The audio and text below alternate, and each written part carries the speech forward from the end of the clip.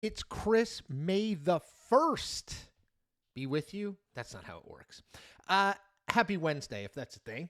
Um, Today is a big day in Florida, but actually nationally too. So in Florida, if you've not followed the back and forth over this, May 1st is when the 6-week abortion ban pushed by Florida Governor Ron DeSantis and signed into law by Ron DeSantis after it was passed by the Republican legislature goes into effect. It is one of the most restrictive abortion bans in the country. Many people note that some women don't even know if they're pregnant by 6 weeks. But now, as of today in Florida, you cannot get an abortion if you are more than 6 weeks pregnant. Now, this has implications in Florida and beyond. Let's talk about how we got here in the first place. Okay, so Ron DeSantis, as you may remember, ran for president in 2024.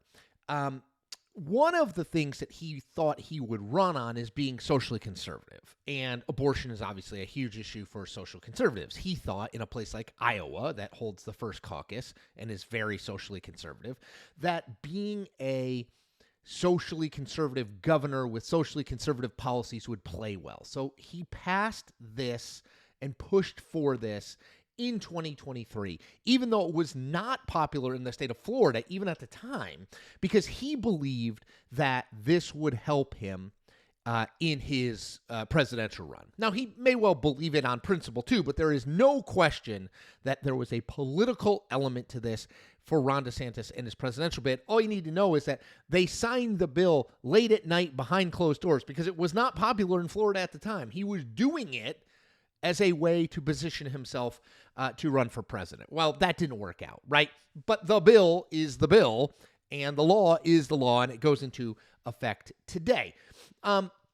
Kamala Harris, the Vice President of the United States, is going to be in Jacksonville, Florida later today to highlight the 6-week abortion ban.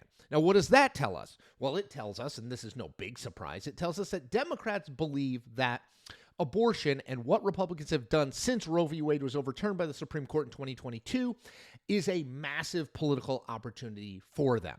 And results in elections suggest they're right. So in 2023, Democrats overperformed overwhelmingly in a lot of places in special elections.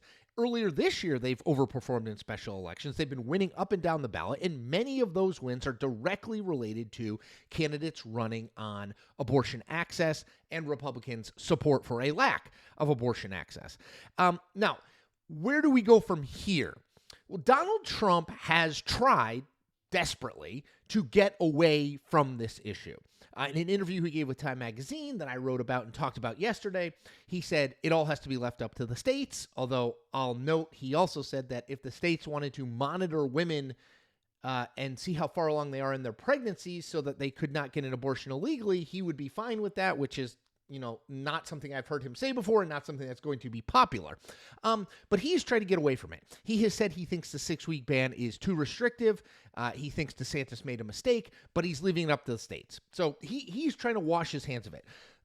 Biden and Harris and every Democrat is trying to make this the issue of the presidential campaign and down ballot races as well. How are Democrats doing that? Well, Harris is going to Florida. That's one big thing. They're also trying to put measures on the ballot in November in swing states that loosen abortion restrictions in these states. In particular, they're trying to do it in Arizona and Nevada. Those are obviously two really big swing states. They both have Senate races. They both are going to be swing states at the presidential race, going to be absolutely critical. So I think what you have here is a clash between what has long been a pillar of the Republican base, social conservatives who believe abortion should be banned, period. There should not be abortion, and political reality. So let me go back to Trump again, because I think he's illustrative of this. So Trump, a couple weeks back, put out this video where he made clear his abortion position. And he said over and over again, we're going to leave it to the states. And in a remarkably candid, although I don't know if he meant it to be this candid, a remarkably candid moment, Trump said basically, I'm paraphrasing, but he said basically this: do what's in your heart, but remember, we must always win. So I think you're seeing the dual realities there, right? Do what's in your heart. So do what you believe. Like, do what is principled for you on this issue. At the same time, recognize that if your principles say that you should ban abortion at 6 weeks or ban abortion entirely, that is not a position that is going to be politically sound. So Trump is trying to have it both ways here. Democrats are obviously not going to let him. Remember, he is the one who put 3 conservative justices on the court, which led to Roe v. Wade being overturned in 2022. So again, I think look to Florida today. Look to Arizona and Nevada going forward. Look to how Kamala Harris and Joe Biden talk about abortion. Look to how Donald Trump tries not to talk about abortion. This is a critical issue. If Joe Biden gets reelected in November, abortion has a huge role to play. And I think they know that. I think the Trump team knows that. And I think that's why you're going to be hearing about it and seeing these referendums on ballots all over the country in the coming months. So keep an eye on it. As always, 3 asks. Subscribe to this channel. Like this video. Tell 5 friends. Take care. See you tomorrow.